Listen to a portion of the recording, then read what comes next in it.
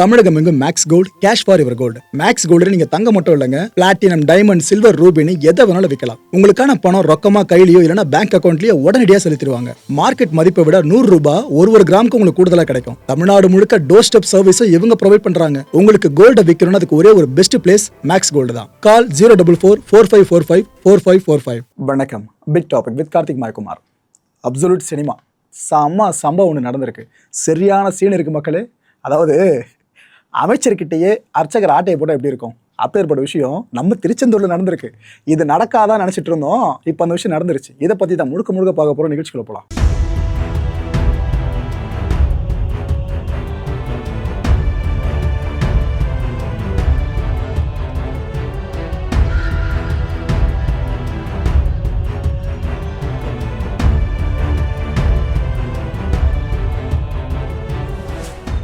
நாம் இதுக்கு முன்னாடி ஒரு வீடியோ போட்டிருந்தோம். அதாவது இந்து சமய அறநிலையத்துறை அமைச்சர் இருக்கார்ல ரமேஷ் அவர்கள், இவங்க சார்ந்த முக்கியமான சில கோயில்கள்லாம் போக வேண்டியது இருக்குது.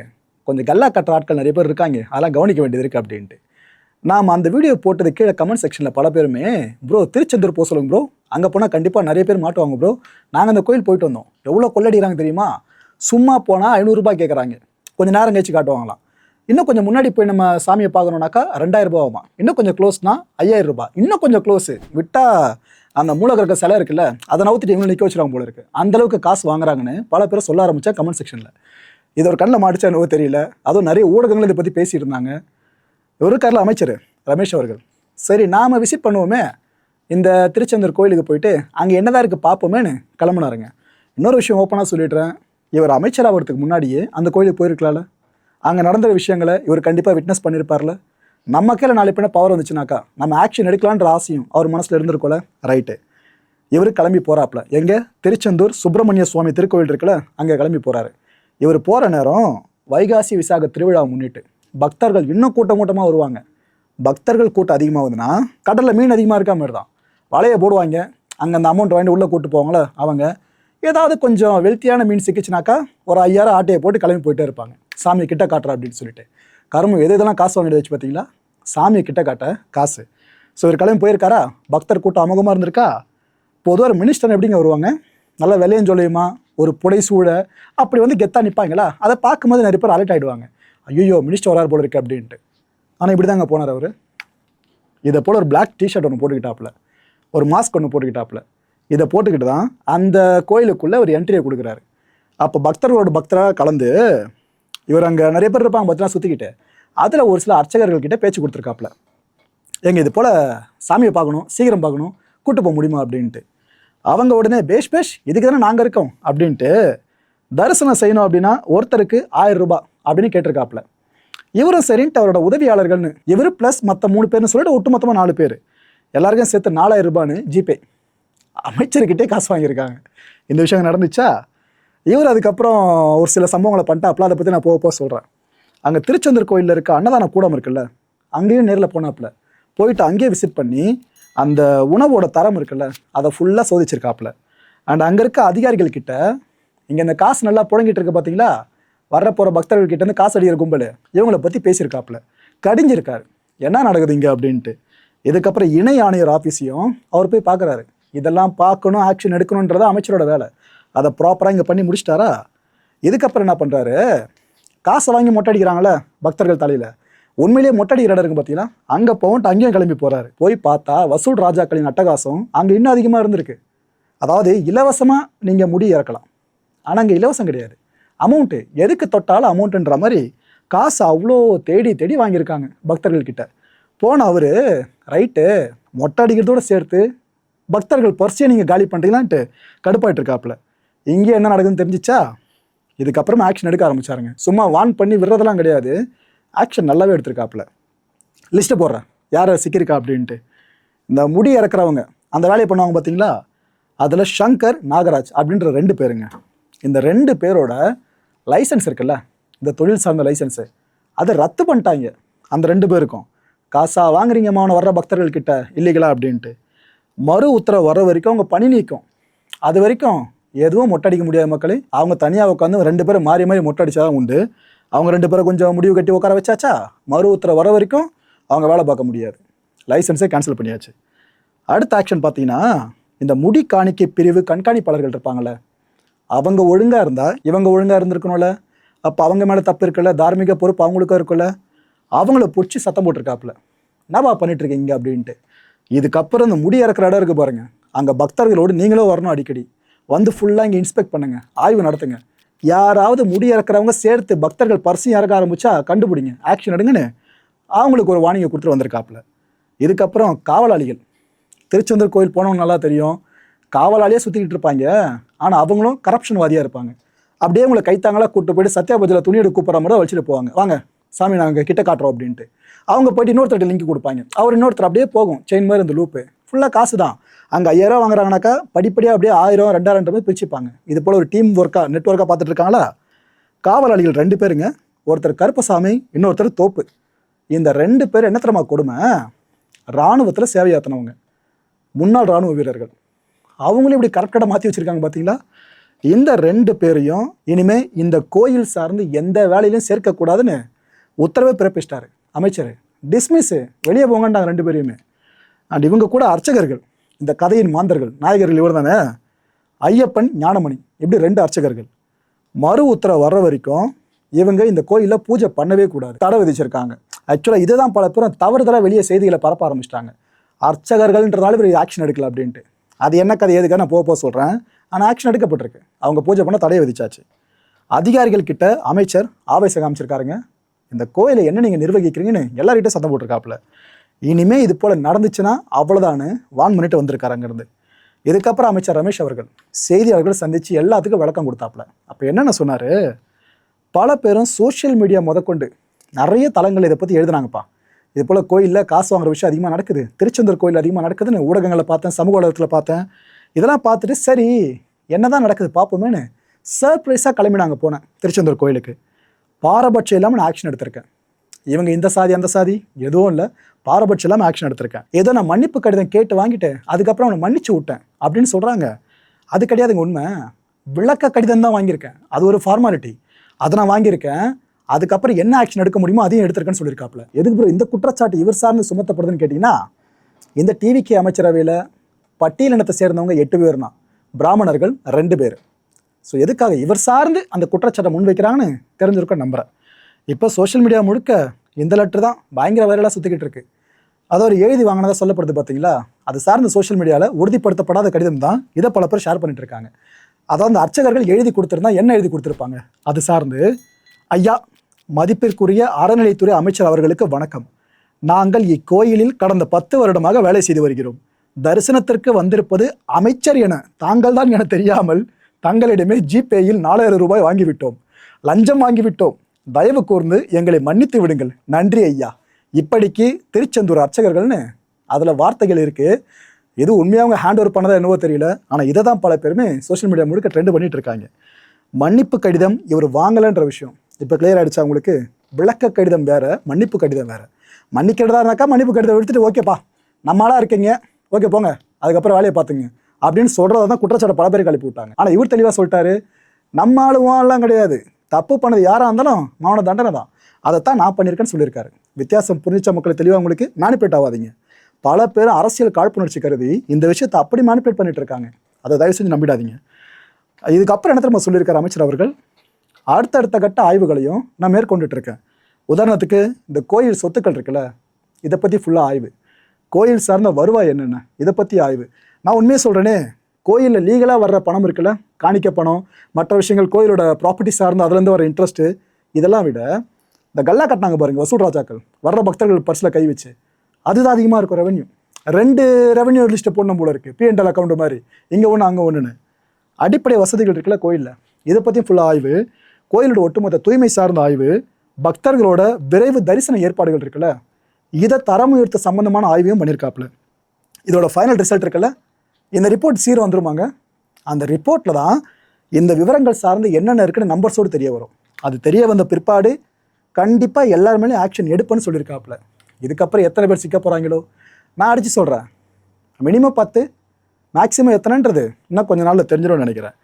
அப்படின்னா இவ்வளோ நாள் கோயிலில் லஞ்சம் ஓடிட்டு இருந்தது யாருக்குமே தெரியாதுல்ல, இது மக்கள் நம்பணும்ல.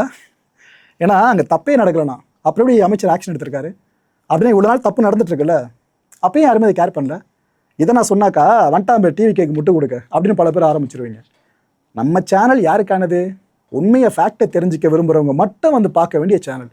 உங்கள் மனசில் ஒரு கட்சியை வச்சுக்கிட்டு அந்த கட்சிக்கே சப்போர்ட்டாக பேசணும், பிடிக்காத கட்சி எதிர்த்தே பேசிட்டு இருக்கணும்னாக்கா உங்களுக்கு கரெக்டான சேனல் இது இல்லைங்க. ஏன்னா நீங்கள் என்ன எதிர்பார்க்குறீங்கன்னா, ஒரு கான்டென்ட்டில் 50% நான் ஒரு பார்ட்டியை தாக்கி பேசுகிறேன்னா அடுத்த செகண்ட் ஆஃப் ஃபுல்லாக 50% நான் ஆதரித்து பேசணும்னு நினைக்கிறீங்க. ஏன்ப்பா வர்ற நியூஸ் ஜென்ரேட் ஆகிறது ஒரு குறிப்பிட்ட காலகட்டம் மட்டும்தான், அதுக்குள்ளே நான் ஷூட் பண்ணி உங்களுக்கு கொடுக்கணும். இதுக்கப்புறம் நீங்கள் எதிர்பார்க்குற அடுத்த கான்டென்ட்டில் தொடர்ச்சியாக வரலாம். அதை விட்டு எல்லாத்தையும் ஒரே காரணம் எதிர்பார்த்தா எப்படி? ஸோ இது வரைக்கும் இந்த விஷயத்தில் நடந்திருக்கிறது இவ்வளோ தான். இதை திரிவுபடுத்தி பல பேர் செய்திகளை போட்டுட்ருக்காங்களே, தயவு செஞ்சு நம்பாதீங்க. அவங்க உங்களை கடைசி வரைக்கும் மேனிபுலேட் பண்ணிட்டு தான் இருப்பாங்க. காசு கொடுத்து வாங்குறதுக்கு இது பொருள் கிடையாது, கடவுளோட அருள். நீங்கள் ப்ராப்பராக கோயில் போய் ஒரு சில விஷயங்களை செஞ்சு கடவுளை பார்க்குறதுக்கும் செய்யக்கூடாத விஷயத்தை செஞ்சு கடவுளை பார்க்குறது வித்தியாசம் நிறைய இருக்குது. ஆனால் பணம் படைச்சவங்க வேறு எதாவது மேக்ஸிமம் பண்ண போகிறாங்க. இப்போ ஆட்கள் நிறைய பேர் இருக்கிற வரைக்கும். ஆக்சுவலாக அமைச்சர் ரமேஷ் அவர்கள் பற்றி இப்போ பல பேருக்கும் ஓகே நல்ல ஆக்ஷன் எடுக்கிறாப்லையே அப்படின்னு தோணலாம். இவர் அமைச்சர் அவருக்கு முன்னாடி சில பல வேலையை பார்த்துருந்தாப்புல. அதை பற்றி சொல்கிறேன். நம்ம ஸ்ரீரங்கம் அரசு மருத்துவமனை இருக்குல்ல, இங்கே இருக்க நோயாளிகள்கிட்டே லஞ்சம் வாங்கியிருக்கானுங்க. எதை கொண்டு அடிக்கணும்னுங்களாம்? நிறைய ஏழை பாளைங்க அரசு மருத்துவமனை நாடி வர்றது காசு இல்லைன்ட்டு தான். அவங்கக்கிட்டேயே காசு பார்க்குறாங்கனாக்கா எவ்வளோ தலைமுறை அவனோட குழந்தைங்க வரைக்கும் பாதிக்கும் பாருங்க அந்த பாவம். இதை பல பேர் வேலையை பார்த்துட்டு வந்திருக்கானுங்க. நிம்மதியாக சாப்பிட்றானுங்க, அவனுங்களும் குழந்தைய வளர்க்குறானுங்க. இந்த குடும்பம் நடந்துட்டு இருக்கு இப்போ தமிழ்நாட்டில். ஒரு 4 பணியாளர்களை சஸ்பெண்ட் பண்ணிட்டாப்புல. அமைச்சர் அவருக்கு முன்னாடியே பண்ண சம்பவம் இது. இப்போ அமைச்சராக ஆகிட்டாரு, சும்மா இருப்பாரா? சம்பவமான சம்பவமாக பண்ணிட்டு இருக்காப்புல. இது இப்போது நிரூபணமாக இருக்குல்ல ஒரு விஷயம். அதாவது நம்ம இந்த டிவிக்கு ஜெயிச்சது மாதிரி மேட்டர் சொல்லியிருந்தோம். காசு கொடுத்தாதான் வாக்கு கிடைக்கும்ன்ற அந்த லெகசியை உடைச்சாச்சு இந்த அரசியலை பொறுத்த வரைக்கும். யங்ஸ்டர்ஸ் அதிகமாக அரசியலை ஃபாலோ பண்ணுறாங்கன்ற உண்மையை உலகத்துக்கு உணர்த்தியாச்சு. குறிப்பாக சாதி பார்க்காம ஓட்டு போட்டிருக்காங்க எல்லாருமே. முன்னாடியெல்லாம் பார்த்தீங்கன்னா இந்த தொகுதியில் இந்த ஜாதிக்காரை நிறுத்தி வச்சா நம்மளுக்கு ஜெயிக்கிற வாய்ப்பு அதிகம் அப்படின்னு பல பேர் கட்டமைச்சிருந்தாங்க. அதை டிவிக்கு உடைச்சிது. இந்த கட்சியை நான் சப்போர்ட் பண்ணல, ஃபேக்டை சொன்னால் அது உங்களுக்கு சப்போர்ட்டாக தெரியுது. இவங்க பண்ண எவ்வளோ விஷயங்கள் சார்ந்து நம்ம விமர்சனம் பண்ணாதா? கொஞ்சம் ரீகால் பண்ணி பாருங்கள். சாதி பக்க சார்பை கடந்த ஒரு ஆட்சியா, ஒரு அமைச்சரவையா, டிவிக்கே அமைச்சரவை இருக்கா இல்லையா? நீங்கள் இதுக்கப்புறம் முடிவு பண்ணிக்கலாம். ஏன்னா பல பேர் சொன்னாங்களே, அந்த ஒரு வார்த்தையை நான் சொல்ல வேணான்னு பார்க்குறேன். இவர் சாதியை குறிக்கிற மாதிரி சொல்லிட்டு அதனால தான் அப்புறம் மன்னிச்சு விட்டுட்டு இருக்காரு அப்படின்ட்டு. அவர் மன்னிச்சுலாம் உள்ள தெளிவாக இருக்க சொல்லிட்டேன். எதுக்கப்புறம் உங்களுக்கு புரியலனா அது ஏன் தப்பு கிடையாது. குற்றம் செய்கிறதுல எந்த சாதியும் சளைச்சது கிடையாது மக்களே. இதை நான் மனப்பூர்வமாக நம்புகிறேன். அதாவது ஒரு பெருமையான விஷயம் நடக்குதுன்னா ஏன் சாதி பையன்ப்பா பெருமையாக பண்ணிட்டு வந்துட்டான்ப்பா அப்படின்னு மாறு தட்டிக்கிறது. கேவலமான விஷயத்த அதே சாதி பிரிவை சேர்ந்த ஒரு பையன் பண்ணிட்டானாக்கா அவன் என்ன இப்படி பண்ணிட்டு இருக்கான் பைத்தியக்காரன், இவன் நம்ம சாதியே இல்லை அப்படியா சொல்கிறீங்க? சைலண்ட்டாக போயிடுறீங்களே. ஒரு நல்லதுக்கு நீங்கள் கிரெடிட்ஸ் எடுத்துக்கிட்டீங்கன்னா கெட்டதுக்கும் சேர்த்து எடுத்துக்கணும். ஸோ இது வரைக்கும் உலகத்திலேயே குற்றமே பண்ணாத சாதின்னு ஒன்றே ஒன்று சொல்லுங்க பார்க்கலாம். அப்போ இதுக்கப்புறமா சாதி பெருமை தூக்கிட்டு நம்ம சுற்றி இருக்கிறதுல ஒரு அர்த்தமும் கிடையாது. எதுக்கு இந்த அளவுக்கு நான் இங்கே பேசுகிறேன்றது அடுத்த கண்டென்ட் ஒன்று பார்ப்பீங்க கவின் விஷயம் சார்ந்து. அப்போ ஒன்று லீடு கொடுக்குறதுல ரைட்டு. அரசியல் வன்மத்தில் பல பேர் வதந்திகளை பரப்பிட்டு இருக்காங்களே, அதை நம்பாதீங்க. அமைச்சர் சாதி பார்த்து விட்டு கொடுக்குறாருன்னு பல பேர் செய்தியை போட ஆரம்பிச்சிட்டாங்க. யோசிச்சு பாருங்களா, அவதூறு பரப்புற சேனல்கள் முடக்கப்படும்னு அரசு ஒரு அறிவிப்பை வெளியிட்டாங்கன்னா என்னென்ன ஆகும்னு சொல்லிட்டு. ஆக்சுவலாக இந்த வதந்தி இருக்குல்ல, இதுக்கு இன்னொரு உதாரணம் உங்களுக்கு காட்டுமா? இப்போ காட்டுறேன். இப்போ நிகழ்கால விஷயத்தை வச்சு சமீபத்தில் கேள்விப்பட்டிருப்பீங்களே, இதே போல் டிவிகேவினர் போலீஸோட கையை உடைச்சிட்டாங்க அது இதுன்ட்டு. உண்மை கிடையாது. டிபார்ட்மெண்ட்டே விளக்கம் கொடுத்துருக்கு. இப்போ இதில் என்ன சொல்கிறாங்கன்னா, தஞ்சாவூர் போலீஸு சில ஊடகங்கள் மற்றும் சமூக வலைதளங்களில் காவலர் தேவநாதன் கையை முறித்த தாவேக்காவினர் அப்படின்ற தலைப்பில் வெளியான செய்தி இருக்குல்ல, அது தொடர்பான விளக்கம்னு சொல்கிறாங்க. பேனர் வைக்கிறப்ப போலீஸ்காரங்க அதை தட்டி கேட்டிருக்காங்க, இங்கே வைக்கக்கூடாதப்பா சொல்லியிருக்காங்க. அப்போ வாக்குவாதம் ஏற்பட்டதுன்னு உண்மைதான். ஆனால் அவங்க எந்த கட்சியும் சாராதவங்களாங்க. இதை வேறு யார் சொல்லணும்? டிபார்ட்மெண்ட் தானே சொல்லணும். தான் சொல்லியாச்சு. அதே போல் அந்த காவலர் தேவநாதன் இருக்கார்ல, அவருக்கு எலும்பு முறிவு ஏற்பட்டு மருத்துவமனையில் சிகிச்சை பெற்று வராருன்ற மாதிரி தகவல் வந்துச்சுல, அது உண்மைக்கு புறம்பானதுன்னு சொல்கிறாங்க. என்ன ஓப்பனாக சொன்னால் அது பொய்யின்றாங்க. ஸோ பொதுமக்கள் மற்றும் ஊடகங்கள் உறுதிப்படுத்தாத தவறான தகவல்களை பரப்ப வேண்டாம் என கேட்டுக்கொள்ளப்படுகிறதுன்னு டிபார்ட்மெண்ட் சரியே சொல்லிட்டாங்க. நான் ஒரு விஷயம் ஓப்பனாக சொல்லட்டுமா? இப்போ எது நடந்தாலும் டிவிக்கே தான் பொறுப்பு. இதுதான் தொடர்ந்து செய்திகளை கேட்டுட்டு இருக்கீங்களா? என்ன நடந்தாலும் உங்கள் வீட்டில் 1 கிலோ அரிசி காணா போயிடுச்சா, டிவிக்கே தான். உங்கள் ஏரியாவில் ஏதாவது பேட்டு காணா போயிடுச்சா, டிவிக்கே தான். பெரிய அசம்பாவிதம் நடக்குதா, சின்னதுக்கே அவங்கன்னா பெருசுக்கு அவங்க தானே இப்படி முத்திரை குத்திடுறோம். நான் ஆரம்பத்தில் சொன்னதா மக்களே, ஒரு அரசு தவறாக நடக்குதுன்னா, தப்பு பண்ணுறாங்கன்னா விமர்சிக்கணும். நம்ம ஊடகங்களும் அரசும் அப்படிதான் ஃப்ரெண்ட்ஷிப்போடு போயிட்டு இருக்கணும். ஃப்ரெண்டு விமர்சனமான என்ன பண்ணுவோம், திருத்திக்கிட்ட அடுத்து சரி பண்ணுவோம்ல, இவ்வளவுதான். அதை விட்டு அந்த கட்சி ஆட்சி காலி பண்ணுன்ற மனநிலை செயல்பட்டு இருக்கிறதுக்கு நம்மள எதிர்கட்சியோட சேனல் கிடையாது மக்களே. எந்த ஒரு அரசியல் கட்சியை நீங்க பேக் பண்ணாலும் அதுதான் பெரிய தலைவலியே. கான்டென்ட் கிரியேட்டர்ஸ்க்கு அது ஈஸி கிடையாதுங்க. ஏன்னா அந்த கட்சி எந்த தப்பு பண்ணாலும் அவங்களை முட்டு கொடுத்துட்டு இருக்கணும். அவங்க பண்றதா சரின்னு சொல்லணும். மற்ற கட்சியை நல்லதே பண்ணாலும் தப்புன்னு பேசணும். அது ரொம்ப ரொம்ப கஷ்டம். ஆனா நீங்க எந்த கட்சியும் சாராம இருந்துட்டீங்கன்னா பிரச்சனையே இல்லை. எது உண்மையோ ஃபேக்டோ அதை எடுத்து நீங்கள் பேசிட்டே போகலாம். யாருக்கும் பயப்பட வேண்டிய அவசியம் இல்லை. அதுவும் இல்லாமல் பல பேரை குலைப்பாங்க உண்மையை சொல்கிறதுக்காக. அதெல்லாம் கண்டுக்காம நீங்கள் பாட்டு போயிட்டே இருங்க. ஏன்னா அவங்களுக்குள்ள ஒரு அரசியல் சித்தாந்தம் இருக்குனாக்கா அதை நீங்களும் பேசணும்னு நினைப்பாங்க. அதெல்லாம் தேவையில்லை, அதுக்கான நிர்பந்தமும் கிடையாது. உங்களுக்கு ஒரு கட்சி சார்பு இருக்குனாக்கா அது உங்களோட வச்சுக்கணும். அதை ஒரு பொதுதளம் இருக்குல்ல, சோஷியல் மீடியா பொதுதளம் தான், அந்த இடத்துல கொண்டு வந்து இன்ஃப்ளூயன்ஸ் பண்ணுற வேலை இருக்குது பார்த்தீங்களா, அதுதான் தப்பான விஷயம். அதை பல பேரை பண்ணியே இப்போ இதெல்லாம் ஜஸ்டிஃபை பண்ண ஆரம்பிச்சிட்டாங்க. சார்பு எடுக்கலாம் தப்பில்லை அப்படின்ட்டு சொல்லிட்டு அடிக்கிறது பிரச்சனை இல்லைங்க. சார்புனே சொல்லாமல் அதை பற்றி பேசுவாங்களே, அதுதான் பிரச்சனைகளை கொண்டு வந்து விட்டுரும். Okay right. ஸோ இந்த ஒரு ஸ்டேட்மெண்ட் ஒன்று காமிச்சது காரணமே என்ன, வேற எதுவும் இல்லை, திரிவுபடுத்தப்பட்ட செய்திகள். இதுக்கப்புறம் நீங்கள் நிறைய கேள்விப்படுவீங்க. அதுக்கான ட்ரெய்லர் தான் இதை உங்களுக்கு காமிச்சிருந்தேன். அண்ட் இதுக்கப்புறம் எல்லா கோயில்களுக்கும் அமைச்சர் வரணும், அங்கே ஆக்ஷன் எடுக்கணும் அப்படின்னு பல பேர் எதிர்பார்ப்பீங்க. நான் உள்ளபடியே சொல்லட்டுமா, அமைச்சருக்கு தான் வேலையா ஒரு கோயிலாக போயிட்டு அங்கே இன்ஸ்பெக்ட் பண்ணிட்டு இருக்கிறது? அதிகாரிகள் இப்போ எதுக்கு இருக்காங்க? சம்பளம் வாங்கிட்டு சும்மா உட்காந்துக்கிட்டு வர்ற மாமூலில் அவங்கள பாக்கெட்டில் போட்டுக்கிறதுக்கா? அமைச்சர்கள் வேலை எல்லாரையும் வேலை வாங்குறது, அதிகாரிகள் வேலை களத்தில் இறங்கி வேலை செய்கிறது. வித்தியாசம் நிறைய இருக்குது. இவங்க எல்லாருக்கும் கோயிலுக்கும் போகிறாங்கன்னு வைங்க, அதுக்கப்புறம் நாளைக்கு ஏதாவது இஷ்யூ ஒரு டிபார்ட்மெண்ட் ஆயிடுச்சுன்னா என்ன பண்ணிட்டு இருக்காரு அமைச்சர், இங்கே வரணும்னு தெரியாதானே, அதுக்கும் திட்டுவாங்க. பவர் கிடைக்கிறது ரொம்ப ஈஸி மக்களே. அதை நீங்கள் ப்ராப்பராக கெட்ட பேரே இல்லாமல் இந்த டென்யூரை முடிக்கிறது ரொம்ப ரொம்ப கஷ்டம். புரிஞ்சிருக்கும்னு நினைக்கிறேன். இந்த கான்டென்ட்டை பொறுத்தவரைக்கும் நாமளே எதிர்பார்க்க வேண்டிய ஒரு விஷயம் என்னன்னா, அமைச்சர் ரமேஷ் அவர்களோட இந்த ஆக்ஷன் இருக்குல்ல, எல்லா கோயில்கள்லையும் தொடரணும். இது இவர் மனசு வச்சா மட்டும் நடக்காது. அதிகாரிகளும் களத்தில் இறங்கி ஒர்க்கை நல்லா பண்ண ஆரம்பிச்சிட்டாங்க. ஒர்க் இல்லை, அரசு ஊழியர்கள் பண்ணுறது எல்லாமே சேவை தான், அதுதான் சர்வீஸ்னு சொல்கிறோம். அதை கரெக்டாக பண்ண ஆரம்பிச்சிட்டாங்கன்னா லஞ்ச லாவண்யமற்ற கோயில்களை நம்ம பார்க்க முடியும். நீதியை நிலைநாட்டுவாங்கன்றதா கடவுள் மேலே நம்மளுக்கு நம்பிக்கை இருக்குது. ஆனால் கடவுள் குடிகொண்டிருக்க அந்த கோயில்கள் சார்ந்த நீதியை நிலைநாட்டுறதுலையே எவ்வளோ தலைவலி பார்த்தீங்களா.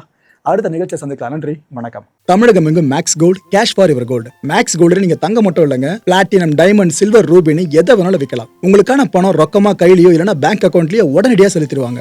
மார்க்கெட் மதிப்பை விட 100 ரூபாய் ஒரு கிராமுக்கு உங்களுக்கு கூடுதலா கிடைக்கும். தமிழ்நாடு முழுக்க டோர் ஸ்டெப் சர்வீஸ் இவங்க ப்ரொவைட் பண்றாங்க. உங்களுக்கு கோல்ட விற்கணும்னு அதுக்கு ஒரே ஒரு பெஸ்ட் பிளேஸ் மேக்ஸ் கோல்டு தான். கால் 04445454545. என் நண்பர் மாயம் ஸ்டுடியோஸ் நேயர்களே, மாயம் பக்தின்னு ஆன்மீகத்துக்காக பிரத்யேகமா ஒரு சேனலை கொண்டு வந்திருக்கோம்.